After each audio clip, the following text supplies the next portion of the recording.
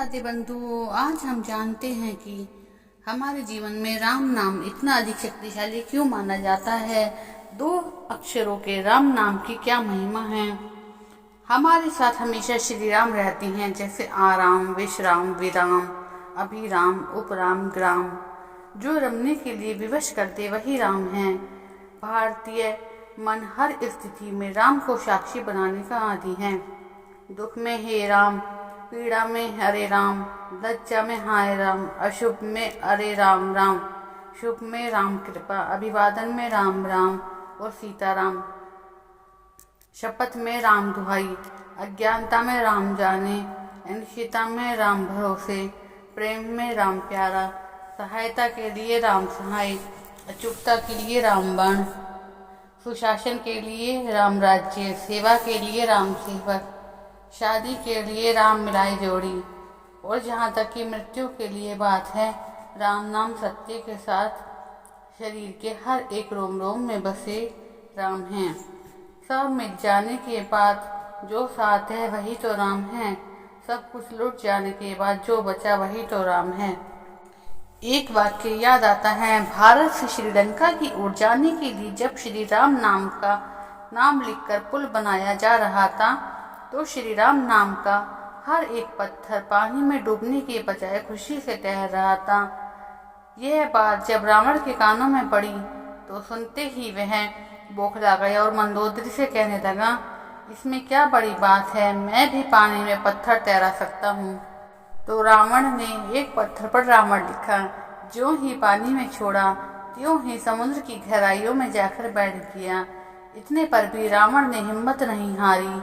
एक के बाद एक सैकड़ों पत्थर रावण लिखकर पानी में छोड़ता गया, लेकिन मजाल है कि एक भी पत्थर तैरकर ऊपर आ जाए। थक हार कर उसने कुछ ऐसा किया, रावण लिखा हुआ पत्थर आखिरकार पानी में तैर गया।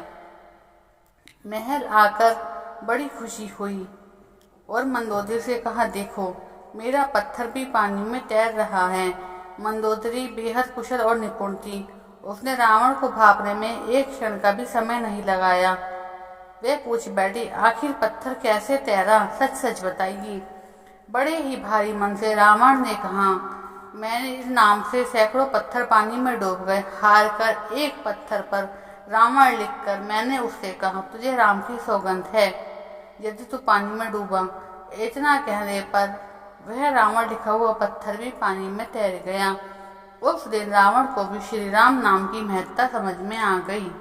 वह रावण भी कितना धन्य है, कितना खुशकिस्मत है, जो राक्षस जाति से ताल्लुक रखने के बावजूद भी श्री राम के हाथों से ही नाभि पर तीर चलवाकर आखिरी बार मुख से जय श्री राम कहकर वीर गति को प्राप्त हुआ। इसलिए कहा जाता है कि जीवन की आखिरी सांसों के दौरान मुख से श्री राम का नाम लेना इंसान को वीर गति की प्राप्ति कराता है। मरणों उपरांत लगभग 5-7 मिनट तक हमारा दिमाग जीवित रहता है।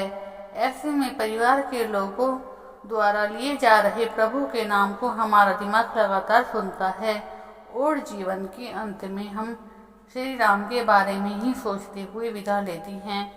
कौन जाने कब जीवन की सांसों की डोर छूट जाए, तो क्यों ही ना हम राम का नाम वैसे भी लेते रहें। अब राम नाम के लिए मैं आपको एक प्रचलित कथा कबीरदास जी की और सुनाती हूँ। राम नाम की महिमा क्या है, ये तो मैं बचपन से ही पता चल जाता है कि राम का नाम बात बात के जैसे लिया जाता है। अब हम आपको राम के नाम से एक कथा और सुनाने जा रहे हैं। यह कथा कबीर की पुत्र कमाल की है। एक बार राम नाम का प्रभाव कुछ ऐसा हुआ कि कमाल द्वारा एक कोड़ी का कोढ़ दूर हो गया। इससे कमाल को यह लगा कि राम नाम की महिमा को वो पूरी तरह जान गई हैं। हालांकि इससे कबीर जी को कोई प्रसन्नता नहीं हुई। कबीर जी ने कमाल को तुलसीदास के पास भेजा। तुलसीदास जी ने तुलसी के पत्र पर राम नाम लिखा और एक जल में डाल दिया। इस जल को पीकर 500 कोढ़ी ठीक हो गए। फिर कमाल को लगने लगा कि राम नाम का तुलसी पत्र लिखकर जल में डालने से और उसको पीने से 500 कोढ़ी